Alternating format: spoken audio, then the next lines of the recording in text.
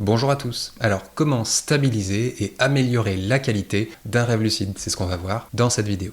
Alors, si tu ne sais pas comment déclencher un rêve lucide, je t'invite à aller voir cette vidéo.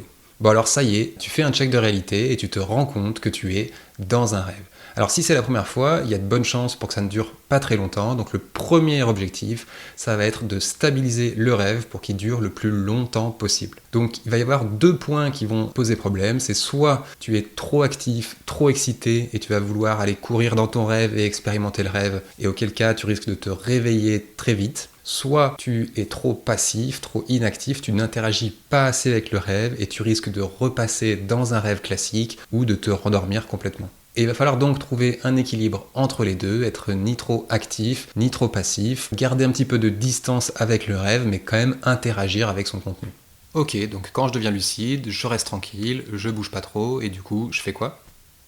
Alors, la deuxième étape, ça va être d'engager les 5 sens pour stabiliser encore plus et surtout améliorer la qualité du rêve. Donc, pour engager les 5 sens, on va par exemple prendre un objet dans le rêve et passer en revue les 5 sens et s'assurer qu'on reçoit bien un signal qui est cohérent. Donc par exemple, on prend un objet dans le rêve, on va vérifier si visuellement tout est bien cohérent et qu'on le voit bien. On va vérifier que la sensation du toucher est bien normale. Est-ce que si je tape dessus, le bruit est bien cohérent par rapport à cet objet, etc. Améliorer la qualité, qu'est-ce que tu veux dire? Alors j'y reviens après sur la qualité, mais déjà si tu sens que tu es en train de te réveiller, ça va se passer comme ça.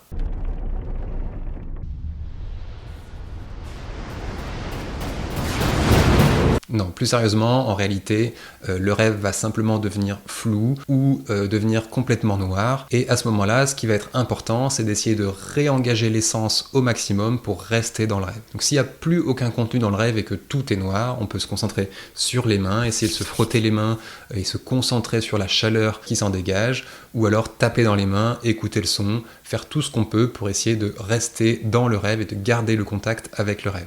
Et si malheureusement tu sens que tu vas quand même te réveiller, à ce moment-là, il faut anticiper de faire un check de réalité tout de suite au moment du réveil. Et si tu es bel et bien réveillé, à ce moment-là, faire la technique d'e-Hild qu'on a vue dans la vidéo précédente. Alors pour la qualité, ce qu'il faut comprendre, c'est que c'est pas du tout binaire. En fait, on n'est pas lucide ou non lucide. Il y a un niveau de conscience qu'on peut avoir dans un rêve lucide. Et donc par exemple, on peut réaliser que l'on est dans un rêve lucide, mais pour autant se laisser embarquer dans les événements et pas vraiment disposer de son libre arbitre. Ou alors on peut être également dans un rêve lucide, s'en rendre compte, mais tout reste flou et confus et on n'arrive pas à prendre des décisions. Ok, et c'est quoi les différents niveaux de lucidité ? Alors, pour mesurer le niveau de lucidité, il y a des chercheurs qui se sont posé la question et ils ont déterminé 6 critères qui permettent de juger à quel point on est lucide dans un rêve lucide. Donc le premier critère, c'est le rêveur sait qu'il est dans un rêve. Donc il fait un check de réalité par exemple et il se rend compte qu'il est dans un rêve. Le deuxième critère, ça va être le rêveur dispose d'un libre arbitre. Il est capable de prendre ses propres décisions, ce qui n'est pas toujours le cas. Le troisième point, c'est le rêveur dispose d'une capacité de raisonnement qui est comparable à l'état d'éveil. Alors on ne se rend pas forcément compte dans un rêve que la capacité de raisonnement peut être altérée, mais souvent quand on se réveille, on se rend compte que les décisions et la réflexion qu'on a menée n'avaient pas trop de sens, et ça veut dire que ce critère était pas très élevé en lucidité. Le quatrième point, c'est la perception des 5 sens doit être comparable à l'état d'éveil. Donc là c'est vraiment la qualité du rêve. Est-ce que visuellement c'est aussi réaliste que la réalité? Est-ce que c'est la même chose pour tous les autres sens? Et tant qu'on n'est pas à quelque chose qui est comparable à l'état d'éveil, on n'a pas ce critère au maximum. Le cinquième point, c'est d'être capable d'interpréter le rêve pendant qu'on est dans le rêve. Donc mener une analyse du rêve et se rendre compte et d'arriver à interpréter ce qui se passe dans le rêve. Et le dernier point, c'est le fait d'avoir des souvenirs très clairs au moment du réveil sur tout ce qui s'est passé. C'est pas forcément le cas quand on fait un rêve lucide. Parfois, on peut se souvenir vaguement qu'on a fait un rêve lucide, voire même ne pas s'en souvenir du tout. Attends, comment tu peux savoir que tu as fait un rêve lucide si tu t'en rappelles pas après ? Eh bien, on peut faire un rêve lucide et pas forcément s'en souvenir tout de suite, mais on peut s'en souvenir quelques heures plus tard ou quelques jours plus tard et se rendre compte qu'on avait bel et bien fait un rêve lucide. Ok, et donc quand le rêve est stable et avec un bon niveau de lucidité, c'est bon, on peut faire ce qu'on veut ? Alors oui, tu vas pouvoir aller explorer ton rêve, mais si tu veux faire des choses qui sont pas forcément possibles dans le monde réel, tu vas voir que tu vas pas forcément y arriver du premier coup. Donc l'idée va être d'abord d'arriver à oublier les règles du monde réel et se convaincre qu'on peut faire des nouvelles choses. Donc par exemple, si tu veux voler, il va falloir oublier que c'est pas possible, mais au contraire te convaincre, te dire je sais voler, voire même je l'ai déjà fait, même si c'est pas forcément vrai, et arriver à se convaincre de ça. Ok, donc il suffit que je me dise c'est bon, je sais voler, et ça va marcher. Oui, si tu es vraiment convaincu, ça va fonctionner. Et ce qu'il faut comprendre, c'est vraiment que le rêve est construit par toi-même. Il n'y a pas de notion de distance, il n'y a pas de notion de temps, les lois de la physique n'existent pas. Tu peux vraiment faire tout ce que tu veux. Si par exemple tu penses que tu peux replier ton rêve sur lui-même, tu vas pouvoir replier ton rêve sur lui-même. Si tu penses que tu peux voler à la vitesse de la lumière, ça va être possible.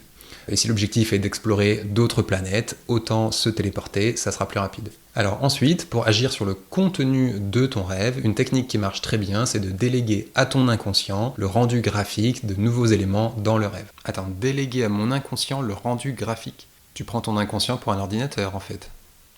Oui, en quelque sorte. Ok, d'accord, je vais faire comme si c'était normal. Donc je vais prendre un exemple pour illustrer. Donc par exemple, tu es dans une ville et tu veux te rendre sur une plage dans ton rêve. Pour ça, tu vas imaginer que derrière toi, il y a une porte et que quand tu vas ouvrir cette porte, ça va t'amener sur cette plage. Mais il ne faut pas se retourner tout de suite, il va falloir d'abord se convaincre que cette porte est bien là.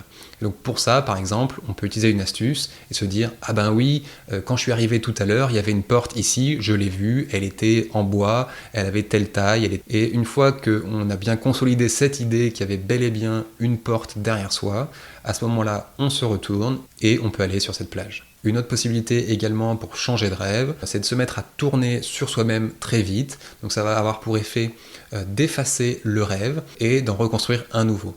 Alors avec cette technique, il va falloir être prudent parce que c'est très facile de se réveiller. Donc il va falloir pas ouvrir les yeux, ne pas essayer de bouger tout de suite, mais attendre que les images disparaissent et attendre ensuite que de nouvelles images réapparaissent et de réintégrer progressivement le deuxième rêve. Et enfin, quand on maîtrise bien ces premières méthodes, une autre méthode qui est encore plus impressionnante, encore plus sympa, c'est d'imaginer de face consciemment les éléments du rêve. Et donc là, c'est comme si on allait dessiner le rêve et le construire devant soi. Ah oui, comme dans Inception, il y a Ellen Page qui fabrique un pont en même temps qu'elle se déplace dans le rêve. Oui, c'est exactement ça, mais tu verras que ça pourrait être encore plus impressionnant que dans le film. Et est-ce que tu peux faire des rêves imbriqués comme dans le film ? Eh bien oui, en quelque sorte, et ça s'appelle les faux réveils. Donc un faux réveil, c'est tu te réveilles, tu t'habilles, tu prends ton petit déjeuner, et là, bam, tu te réveilles à nouveau. Et en fait, tu pensais être réveillé, mais tu étais toujours dans un rêve plus ou moins lucide. Et de cette façon, il peut y avoir plusieurs faux réveils qui s'enchaînent à la suite. D'où l'intérêt de faire un check de réalité à chaque fois qu'on se réveille, à chaque fois qu'on pense s'être réveillé, même si on est persuadé que c'est bel et bien le monde réel. Et c'est très certainement ce principe qui a inspiré les strates de rêve dans le film Inception. Oula, ça doit faire bizarre, mais du coup, tu t'en rends pas compte ? Alors oui, je te confirme que ça peut être très bizarre. Quand c'est la 3e fois que tu te brosses les dents, par exemple, c'est assez pénible. D'où l'utilité de bien faire un check à chaque fois. Et non, on s'en rend pas forcément compte parce que, en fait, quand on est encore dans un rêve plus ou moins lucide, c'est qu'au réveil final qu'on se rend compte qu'il y avait des choses qui n'étaient pas tout à fait cohérentes, on n'était pas réellement chez soi, etc. Mais quand on est dans le rêve, on s'en rend pas forcément compte. Ok, ben c'est parti. Attends, il faut faire quoi déjà ? Donc la première étape, ça va être de stabiliser le rêve, être ni trop actif, ni trop passif, trouver un juste milieu. La deuxième étape, ça va être d'engager les 5 sens, bien prendre le temps de les engager les 5 un par un pour consolider le rêve et pour en améliorer la qualité. Ensuite, si tu veux faire quelque chose qui n'est pas possible dans la réalité, bien oublier que ce n'est pas possible et te convaincre que tu sais faire cette chose-là. Ensuite, si tu veux rajouter du contenu dans ton rêve, tu vas imaginer qu'il y a quelqu'un derrière toi, imaginer qu'il y a une porte, ou alors le faire de face, c'est plus sympa, mais c'est aussi beaucoup plus difficile. Et enfin, bien se souvenir qu'à chaque fois qu'on va se réveiller, la première chose à faire, c'est un check de réalité, et ensuite, si on est bel et bien réveillé, enchaîner sur la technique D-Hild qu'on a vue dans la vidéo précédente. Voilà, n'hésite pas à mettre en commentaire les techniques que tu as utilisées, celles qui ont bien marché ou moins bien marché. Bonne chance et à bientôt!